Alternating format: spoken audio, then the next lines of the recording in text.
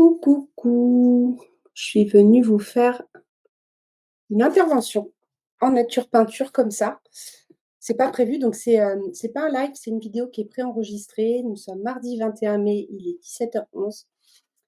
En fait, c'est une question qui me revient très, très souvent, que ce soit sur ma formation tarot, en fait, Très Daniel, formation, donc le e-learning.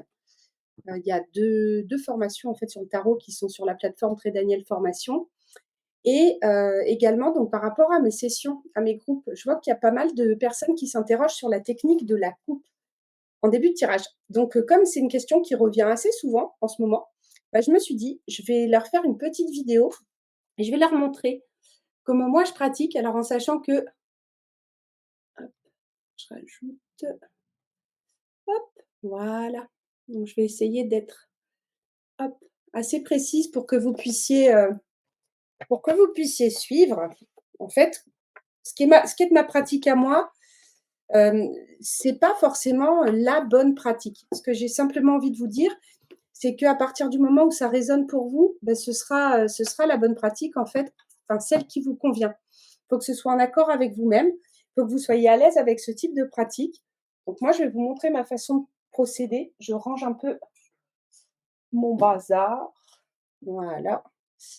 Alors, comment je pratique? Donc là, par exemple, je peux programmer une question parce que du coup, je programme toujours moi mon jeu en fait au moment où je le mélange. Donc en fait, hop, on se centre, les jambes sont décroisées, les pieds sont bien au sol. On demande à son mental et à son ego de se mettre de côté. Alors j'ai une élève en formation, elle me fait marrer parce que son mental et son ego, il s'appelle Raymond. Donc elle lui dit: «Raymond, tu fermes ta boîte».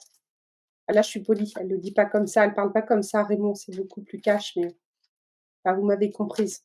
Hop, je vais basculer en plein écran, comme ça je verrai mieux ce que vous voyez vous. Voilà. Alors du coup, là par exemple, je vais demander, un message, allez, pour le collectif, qu'est-ce qu'on va être amené à travailler dans les énergies de cette pleine lune? Je vais rester assez générale. Donc qu'est-ce qu'on va demander au collectif de travailler pour cette pleine lune du jeudi 23 mai? Donc en fait, je mélange les lames. Donc mon amie Brigitte, j'aime bien parce qu'elle fait le jeu de mots «mélanger l'âme» et c'est vrai que ça me parle. Donc quelles sont les énergies intéressantes à explorer pour le collectif en cette pleine lune en Sagittaire de jeudi? Donc c'est là que ça se corse, pas que ça se corse. Donc on pense bien à la question et on fait ce qu'on appelle une coupe. Donc là, j'ai coupé sur l'Awen.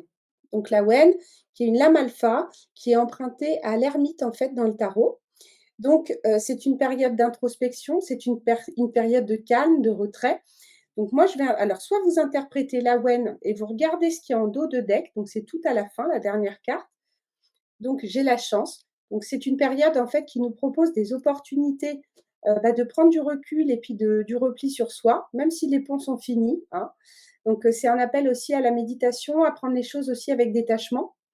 Donc ça, c'est une première partie. Donc soit vous allez interpréter que la première, soit la première et la dernière. Étant donné qu'on a coupé sur la wen, c'est la wen qui devient la coupe principale. Donc on va prendre le deuxième tas et là, on a le dieu Bélénos, donc qui correspond au soleil dans le tarot. C'est la lame, hop, 19. Donc j'ai pris le chant des druidesses, hein, what else. Et là, je vais venir voir ce qui se passe au niveau de la colère, au niveau du dos de deck. Donc là, on a la colère, donc il peut y avoir quand même quelques frustrations pour ce qui est des relations avec les autres. Le dieu Bélénos, en fait, il peut y avoir des frustrations par rapport à ce qui nous empêche de briller. Il peut y avoir ouais, il y a quand même des éclairs. Bon, c'est vrai qu'on a eu pas mal d'orages aujourd'hui. Je sais pas si vous l'avez eu. Enfin, moi, je suis à côté de Calan, en Bretagne. Et donc, du coup, le dieu Bélénos, je vais venir le replacer sur mon tas. Maintenant, moi, dans ma pratique, en fait, mes cartes me racontent une histoire. C'est-à-dire que moi, je vais aller regarder tout ce qui se passe autour de cette coupe. Je vais égrener tant que ça me parle. Au bout d'un moment, ça parle plus, hein, on va pas égrener tout le jeu. Donc, repos, oui, bah, avec certitude et assurance. On nous parle en fait d'une énergie de persévérance qu'il faut tenir sur le long terme. On nous parle de communication cachée. Donc, comme de l'autre côté, on a la colère, je pense qu'à mon avis, les mots peuvent dépasser la pensée. Donc je pense qu'on nous demande aussi de prendre de la distance et de la hauteur par rapport à des choses qu'on pourrait dire sur le moment, qui ne seraient pas forcément pertinentes ou opportunes.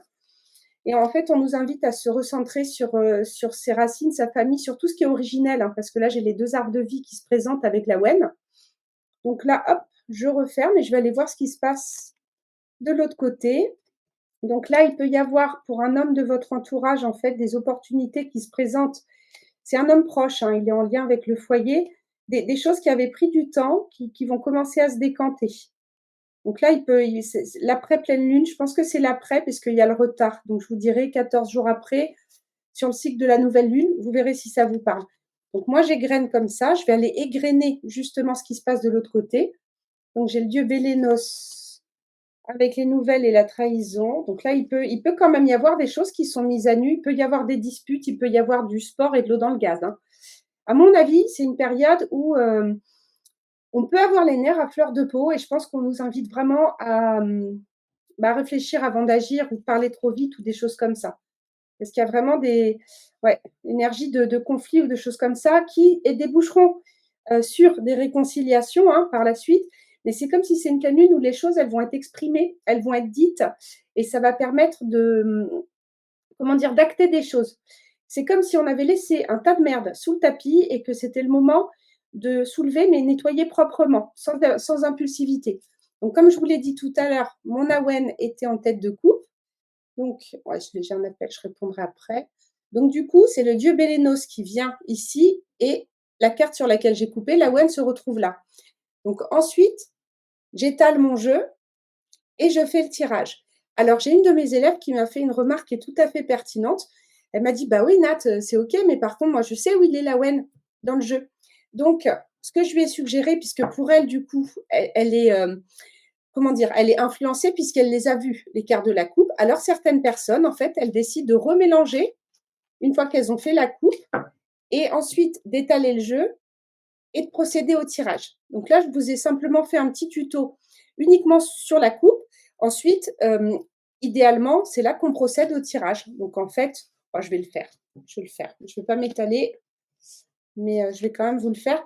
Voilà, une fois qu'on a fait la coupe, là, je fais un tirage en croix tout simple, hein. Donc ici, on a ce qui joue pour, ou alors ce qui est là dans le présent comme énergie, ce qui joue contre, ou alors ce qui est là dans le futur, de la situation à éclairer. Ici, on a la force majeure, donc le climat général. Ici, on va trouver la réponse et ici, on va trouver la résultante ou la synthèse de tout.